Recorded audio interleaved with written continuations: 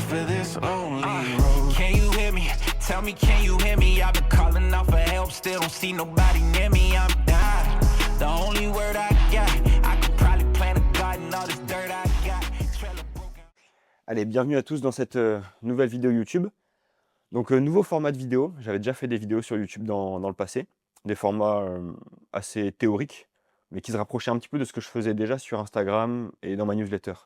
Donc là, l'idée avec ces formats YouTube, c'est plus de faire des vidéos vraiment à l'envie, des trucs qui me font kiffer. Donc, avant d'être entraîneur de triathlon, je suis un passionné de triathlon et je suis un gros fan de YouTube aussi. Donc j'ai toujours plein d'idées dans la tête, de choses dont je voudrais parler, mais j'ai pas forcément de quoi m'exprimer. Donc ces vidéos YouTube, ce sera le bon moyen de le faire. Donc je vais pouvoir montrer un peu ce que je fais, montrer quelques techniques, peut-être quelques entraînements avec des athlètes que j'entraîne, des athlètes pro par exemple, qui pourraient être intéressants. Donc j'ai plein d'idées de vidéos, mais donc il n'y aura pas vraiment de structure bien précise autour de cette chaîne. Ce sera plutôt des vidéos assez régulières, mais plus à l'envie. Ça sera vraiment du brut, du spontané. Moi, c'est vraiment ce que j'aime regarder sur YouTube, donc c'est ce que je vais faire, et c'est aussi ce que j'aime tourner. Donc voilà, ça sera assez artisanal, je vais tout faire moi-même, avec ma caméra et mon iPhone. Et ça va me permettre de lier la théorie avec la pratique en montrant un peu ce que je fais, en montrant des choses plus concrètes sur le terrain. Donc je pense que ça peut être vraiment intéressant. Et donc là, dans cette vidéo, je vais vous montrer un petit bloc de 3 jours. Donc pour le contexte, je m'entraîne à peu près 18-19 heures par semaine. Mais du lundi au vendredi, ben, j'ai quand même plusieurs projets pro toujours en... Même si je peux gérer mes heures puisque je travaille à mon compte, j'ai toujours plein de projets en route. Donc je peux pas... La semaine, c'est un peu compliqué pour moi de beaucoup m'entraîner. Et j'ai pas forcément l'envie non plus. J'ai mon équilibre entre le pro et le perso. Je pourrais m'entraîner plus, mais j'ai un peu... Voilà, comme je disais, j'ai trouvé mon équilibre, donc ça marche très bien comme ça. Et donc pour faire pas mal d'heures et un bloc assez stressant, j'utilise en fait les créneaux où j'ai le moins de travail, donc un peu comme tout triathlète amateur, hein. C'est pour ça que ça peut vous parler, pour accumuler pas mal d'heures. Donc en gros, du vendredi fin de journée au dimanche, j'ai 10h30 d'entraînement, avec pas mal d'intensité. Donc c'est un bloc d'entraînement assez stressant, donc qui fait en 2 jours et demi plus de la moitié de mon volume hebdomadaire, mais du coup qui me permet de bien combiner travail et entraînement, donc ça tombe vraiment bien. Et donc c'est un bloc, vous allez voir, qui est là assez conséquent, mais que j'ai construit progressivement. C'est-à-dire quand je reprends après ma coupure, je ne reprends pas comme ça tout de suite. Je construis tout doucement, je viens ajouter du volume et de l'intensité. Et donc là, je vais vous montrer ce bloc-là. Donc là, vous allez voir ce bloc-là, on est à 15 jours de la première compétition qui sera Péniscola. Donc pour le début de saison, je vais faire Péniscola, le Frenchman et le triathlon L d'Embrun. Donc ça, c'est mes 3 premiers objectifs. Ensuite, le reste n'est pas encore totalement défini. Mais du coup, je vais vous montrer quelques petits extraits. Il y aura ce bloc de 3 jours que je fais toutes les semaines. Il y aura également ma compétition à Péniscola. Il y aura peut-être, je vais peut-être vous présenter mon setup de vélo. Voilà, tout le montage que j'ai fait, les différents réglages, le matériel que j'ai ajouté. Donc voilà, j'ai pas mal d'idées, mais on va commencer par ce petit bloc de 3 jours d'entraînement. Donc là, je vais vous faire avancer donc, le vendredi. Et donc vendredi fin de journée, première séance de home trainer. Et puis donc c'est parti. Et bon visionnage. Yes, hit the boulevard and hit my dance. Everybody wanna be a boss, but they can't. But they motherfucking can't. I go over anything like ranch. Headed to my old hoes. Bon voyage like I'm... Allez, donc là, on est à quasiment 15 jours de la première course. Donc la première course, ça sera Péniscola en Espagne. C'est une course que j'avais déjà fait l'année dernière. Donc là, ça fait partie des dernières séances vraiment difficiles que je vais faire à vélo. Non pas qu'après je fasse plus d'intensité, mais juste les séances seront un peu moins difficiles pour commencer à préparer l'affûtage tranquillement. Donc là, c'est une séance que je fais donc sur home trainer. Donc l'année dernière, en arrivant dans le sud, j'avais complètement stoppé le home trainer. Avant, quand j'habitais en Bretagne, j'en faisais tout le temps. Et finalement, après coup, c'était une erreur, puisque le home trainer, c'est vraiment ce qui a construit mon niveau à vélo, qui a fait que j'étais à l'aise en position aéro, qu'en course, je tenais 2 heures sans problème, sans bouger de la position. Et c'était un de mes points forts. Donc là, cette année, j'ai beaucoup repris l'home trainer et je le sens complètement, enfin, je sens la différence. Je fais un petit peu moins de volume, mais par contre, je suis plus fort, je passe des meilleures séances. Et donc là, la séance du jour, c'est la deuxième séance intense à vélo de la semaine. J'en fais 2. Et donc, début de saison, je faisais des séances assez contrôlées, donc au seuil 1 et au seuil 2. Et là, on est sur des séances qui sont quand même plus difficiles pour préparer vraiment les courses. Et parce qu'à vélo, j'ai quand même ce besoin d'avoir des séances qui sont assez difficiles. Autant en course à pied, c'est différent. Je m'entraîne beaucoup plus de manière contrôlée. Je vais beaucoup moins chercher des RPE élevés. À vélo, j'ai besoin de le faire un petit peu plus. Donc là, la séance du jour, c'est une séance un peu mixte. Donc le corps de séance fait 2 heures. La séance totale va faire après 2 heures et demie. Et donc c'est des efforts à basse cadence entrecoupés de zone 2. donc à 240 watts. Donc là, en gros, la séance, c'est 4 fois 2 minutes à 350 watts, 8 minutes à 240, 4 fois 5 minutes à 300, 5 minutes à 240, 4 fois 8 minutes à 280 et 2 minutes à 240. Tous les efforts au-dessus de 240 watts sont faits à basse cadence, donc à 60-65 RPM. Et tout le reste, tous les efforts à 240 watts sont faits à cadence naturelle. Et ça fait que là, ça fait un bloc de 2 heures en fait, où il n'y a pas vraiment de récup, puisque les seuls récup sont en fait à 240 watts, donc en zone 2. Donc en fin de séance, ça va me faire un bloc de 2 heures à peu près à 280 watts normalisé. Donc ça me permet d'avoir de 1 des efforts qui sont assez difficiles, qui me permettent de vraiment terminer la séance avec une fatigue musculaire assez importante. Donc pour l'aspect résistance à la fatigue, ça fonctionne assez bien sur moi. Et de 2, ben, le fait de faire des séances de 2 heures comme ça, bah, ça m'entraîne bien pour les premiers 70.3, dans le sens où ben, après, faire 2 heures en course, ça sera pas un problème, puisque je le fais déjà à l'entraînement, je fais déjà des blocs de 2 heures sans réelle récupération. Donc voilà. Donc pourquoi faire ces efforts en basse cadence? Physiologiquement parlant, il n'y a pas vraiment d'intérêt supplémentaire. En tout cas, au niveau de la littérature scientifique, il n'y a pas de preuve qui nous fait dire que l'entraînement à basse cadence serait supérieur à l'entraînement à cadence classique. Donc potentiellement, si je faisais la même séance avec une cadence classique, ça donnerait après la même chose en termes de retour. Mais je préfère le faire, enfin je le fais à basse cadence que de 1, ça me permet de créer un petit peu plus de fatigue au niveau musculaire. Donc moi, ça m'aide bien. Après coup, j'ai quand même des bonnes sensations. Et ça m'aide aussi à être plus fort en position aéro. Ça m'oblige à produire beaucoup de force en position sans trop bouger. Donc ça m'aide bien après I coup go aussi au over niveau anything postural. like ranch. Facts. Think I want a yacht and a ranch. Yes. Hit the boulevard and hit my dance. Everybody wanna be a boss, but they can't. But they motherfucking can't. I go over anything like ranch. Had to tell my old hoes. Bon bah séance terminée. Je m'attendais à une séance, enfin que ce soit plus difficile que ça. Parce que là j'arrive en fin de bloc et donc depuis une semaine, je commence à avoir les jambes bien dures, bien fatiguées. Mais au final, même en ayant ces jambes fatiguées, j'ai pas de fatigue vraiment au quotidien. Pas de sentiment de fatigue, je récupère quand même bien.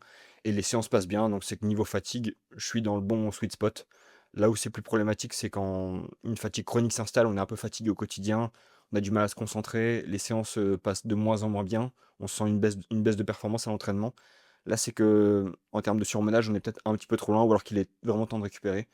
Bon, je suis pas dans ce cas-là, je suis un petit peu fatigué, mais toutes les séances passent bien. Là, elle est super bien passée. Donc, franchement, je lui donnerais sur une cotation de 1 à 10 en termes de difficulté, je donnerais 6,5. Donc, c'était pas si dur que ça. Pourtant, il y avait quand même 60 minutes de travail, donc à 60-65 RPM, donc entre 350 et 280 watts. Et donc, au total, ça me fait 2h22, 255 watts de moyenne, 268 watts normalisés. Donc, je sais pas si ça. Ouais, si on verra bien. Ok. Et sur le bloc, donc le bloc de 2 heures, parce que là, les 2h22, c'est échauffement compris. Donc sur le bloc complet, ça me fait 2 heures à 275 normalisé, 268 de moyenne. Donc ce qui est pour moi plutôt pas mal. Et après, ce qui est important, toujours, c'est de mettre la séance dans le contexte. Donc là, ce qu'il faut savoir, c'est que déjà, pour la source de puissance, j'utilise les Asioma, pas le home trainer. Le home trainer, il me donne systématiquement 20 watts de plus. Donc si je prends le home trainer, bon ben c'est super, mais c'est pas les watts réels. Donc là, c'est les watts Asioma. Je fais 73 kg, parce qu'il faut mettre en rapport aussi quand même avec le poids. Quasiment toute la séance a été faite en position aéro. Sur 2 heures de bloc de séance, il y a peut-être 10 minutes où je suis relevé. Et jamais sur les intervalles intenses, toujours sur les parties à 240 watts. Donc, mine de rien, ça fait 2 heures, quasiment tout en position, sans jamais descendre sous les 240 watts.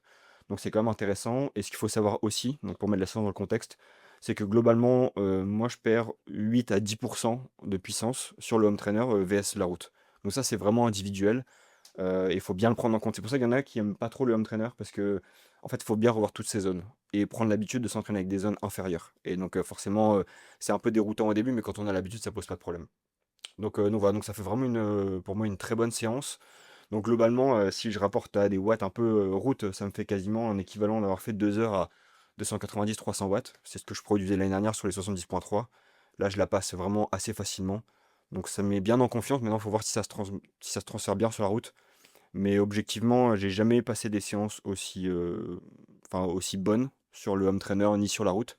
Donc franchement, c'est cool si j'arrive cette année à rouler on va dire à 310-315 watts normalisés sur 70.3 et courir bien derrière. Franchement, ça sera vraiment bien, sachant que j'ai une position plus agressive, plus aéro, donc voilà.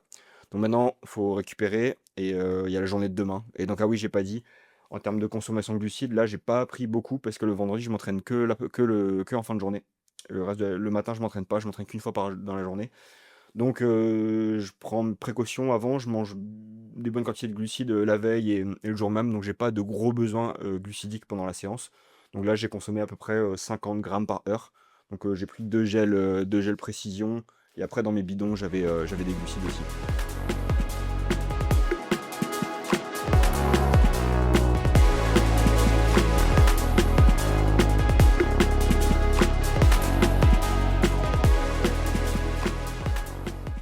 Donc là, on est le lendemain de la séance vélo que j'ai fait le vendredi fin de journée. Donc là, on est le samedi matin. Je vais faire une séance donc de seuil 1 en course à pied. Donc la durée totale de la séance, ça va être à peu près 1h45. Et donc le corps de séance, ça va être 4 fois 15 minutes donc au premier seuil. Donc déjà, qu'est-ce que c'est le premier seuil? Le premier seuil, c'est la frontière entre le domaine modéré et heavy. Donc c'est le haut de la basse intensité, c'est le haut de zone 2. Donc moi, comment je le définis? Alors, j'ai fait plusieurs fois et je contrôle régulièrement avec des tests lactate. Donc je sais exactement où se situe mon premier seuil, ou du moins la plage où il se situe, parce il peut bouger un petit peu d'un jour à l'autre, c'est pas totalement fixe. Et après, à l'entraînement, je ne vais pas tester systématiquement avec le lactate. En fait, je me connais bien. Je sais dans quel RPE je dois me situer et dans quelle fourchette de fréquence cardiaque. Donc, pour ne pas dépasser le premier seuil, parce que mon objectif, c'est pas forcément de courir au premier seuil, mais c'est toujours de rester un peu en dessous pour être sûr. Je m'assure de ne pas dépasser 80-82% de FC max. Et comme ça, je sais que je suis toujours sous ce premier seuil. Donc, en général, sur du plat, ça me donne une allure de 3,50, des fois 3,45. Donc j'ai bien progressé sur ce premier seuil. L'année dernière, j'étais plutôt à 4 minutes au kilomètre, parfois 3,55. Donc j'ai fait de bons progrès et c'est hyper bon signe pour moi parce que c'est extrêmement corrélé avec mes capacités à courir vite sur 70,3 derrière le vélo. Donc pourquoi je fais cette séance-là? Celle-là, elle a vraiment, alors pas forcément pour but de développer le premier seuil. Ça serait un peu un raccourci de dire je m'entraîne au premier seuil, je développe le premier seuil. Le premier seuil, il se développe de manière générale en faisant du volume, des séances à diverses intensités. Là, l'objectif, c'est plus de faire une séance qui est pas trop difficile, mais qui me permet vraiment de développer la résistance à la fatigue, la durabilité, puisque là, c'est une séance qui va faire à peu près 25 km avec quand même 1 heure de travail au premier seuil. Alors, c'est la première fois de la saison que je fais 1 heure de travail. Là, les séances précédentes, je faisais plutôt 50-55 minutes. Donc là, je monte à 1 heure. Donc voilà. Donc le but de cette séance, c'est vraiment d'être bien en contrôle. En fait, on court quand même assez vite, 3,50, mais c'est pas difficile en fait. En termes de RPE, je reste RPE 5 et la fin de la séance se fait RPE 6. Et donc ce qui est important pour le premier seuil, et ce que je vois souvent, c'est qu'en fait, c'est une intensité qui est très largement surestimée pour la plupart des gens.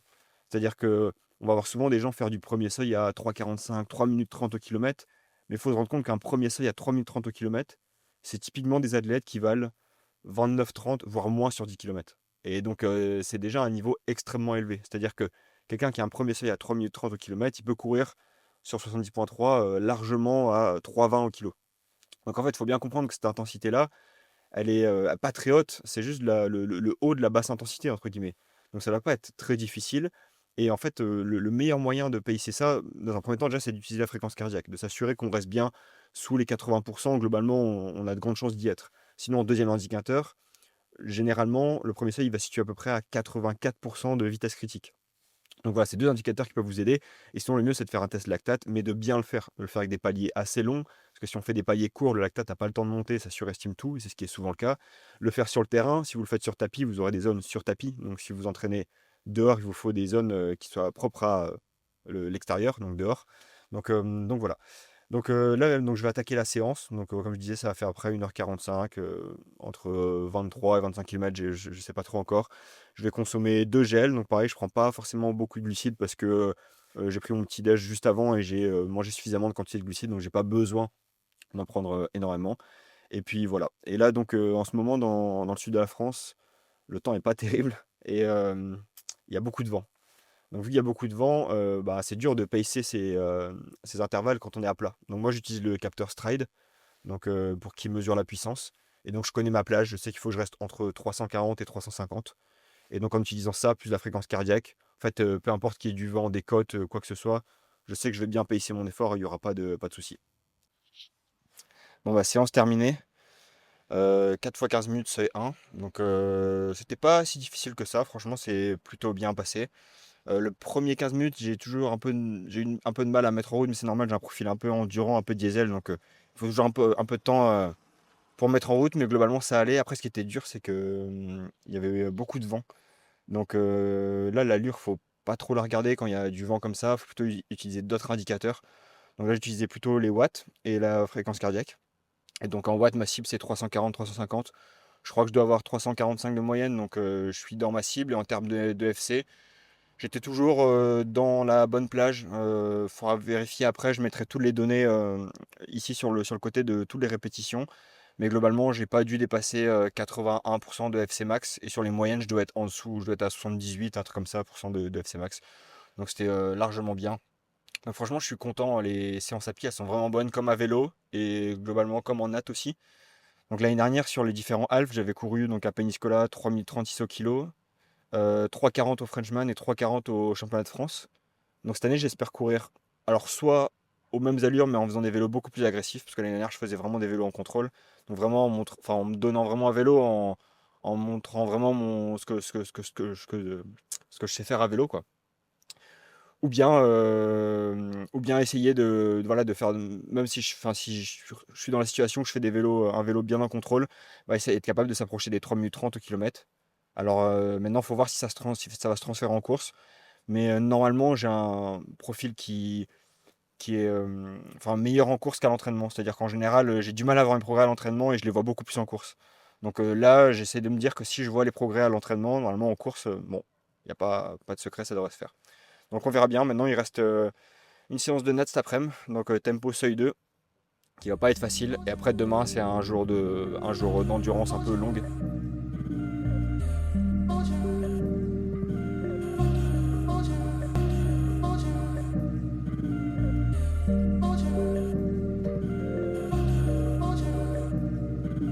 Morning lights, new dawn, yeah, we ready for more.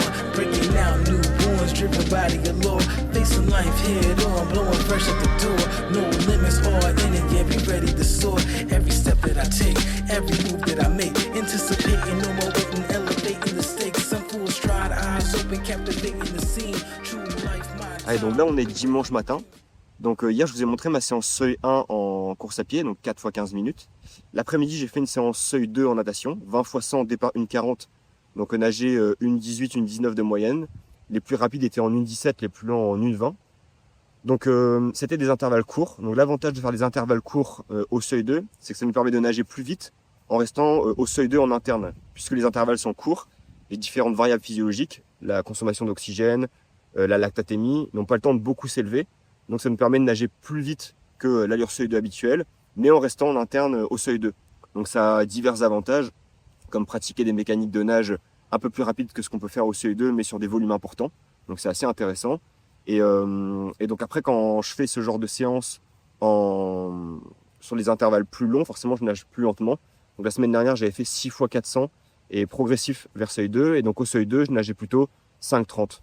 Donc en fait, ça fait quand même une bonne différence, mais forcément, puisque la durée des intervalles a une influence assez importante sur les différentes variables physiologiques. Donc voilà. Et donc là, on est dimanche matin. Donc là, j'ai une sortie longue à vélo. Je vais faire à peu près 4h30. Donc 4h30 à basse intensité. Donc bien sûr, donc basse intensité, mais pas trop bas non plus. C'est-à-dire que j'essaye globalement de rester autour de 220 watts normalisés, entre 215 et 220. Donc pour une puissance critique sur route d'environ 370-380 watts. Donc c'est pas si élevé, mais c'est pas trop bas non plus. Vu que globalement, j'ai pas un temps illimité pour m'entraîner et que je roule que 4 fois semaine, bah, j'essaie de bien rentabiliser mes 4 fois semaine. Donc ça fait que quand je fais des sorties en endurance, bah, je vais jamais rouler sous les 200 watts de moyenne. Parce que sinon, en fait, je perds vite du temps, entre guillemets. Vu que je m'entraîne, entre guillemets, que 10 heures par semaine à vélo, je peux pas tellement me permettre de faire du volume trop facile. Alors quand on roule tous les jours, c'est un peu différent, dans le sens où il n'y a pas de volume inutile. Mais quand on s'entraîne moins, l'idée c'est quand même d'optimiser au maximum le volume qu'on fait. Moi j'essaie toujours de rouler toujours quand même à des intensités qui sont ni trop basses ni trop hautes. Donc vraiment en haute zone 1, un petit peu de zone 2 dans les bosses. Donc voilà, et j'essaie de limiter au maximum les roues libres. L'avantage c'est que dans le sud de la France, donc dans le Var, on peut faire pas mal de dénivelé, mais on peut rouler quasiment toutes les descentes. C'est pas des vraies descentes de col où on peut pas pédaler. Là, on peut pédaler quasiment tout le temps.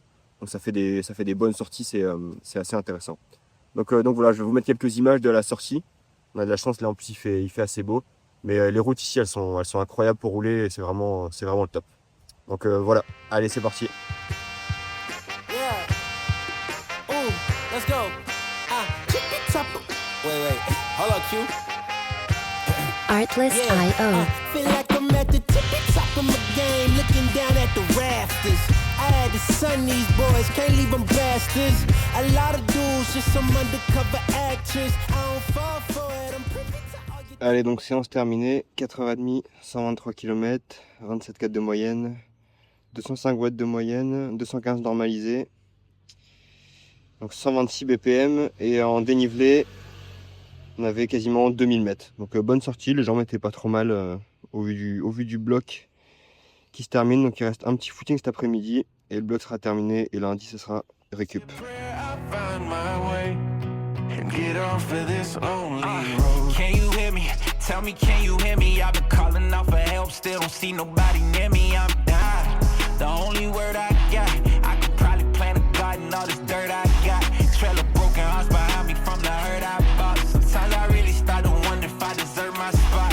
Cause I'm just a man who's got blood all on his hands. Allez, donc là on est dimanche après-midi, donc je vais terminer la semaine par un petit footing de 50-55 minutes pour 10 km. Ça va arrondir ma semaine à 70 km, ce que je fais après toutes les semaines, jusqu'à cette période de la saison. Je ne l'ai pas fait directement l'hiver, mais depuis janvier, c'est après ce que je fais.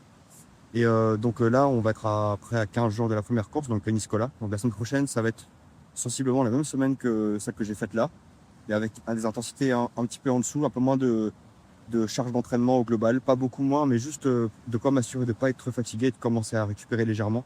Du moins ne pas arriver vraiment avec une fatigue trop importante pour commencer le véritable affûtage qui sera 7 jours avant la course.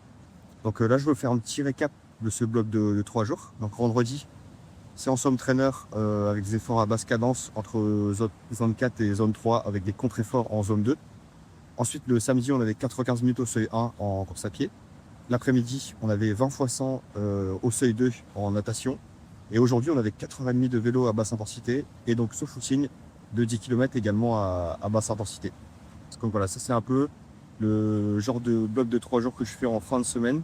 Ça me permet de condenser pas mal d'heures d'entraînement sur un moment où j'ai le temps de le faire. Donc c'est idéal pour moi. Bien sûr, ce bloc, je n'ai pas commencé dès la reprise aussi gros que ça. Je l'ai construit au fur et à mesure. Et si je continue à aussi bien récupérer, au fur et à mesure de la saison, je vais le faire grossir encore un petit peu.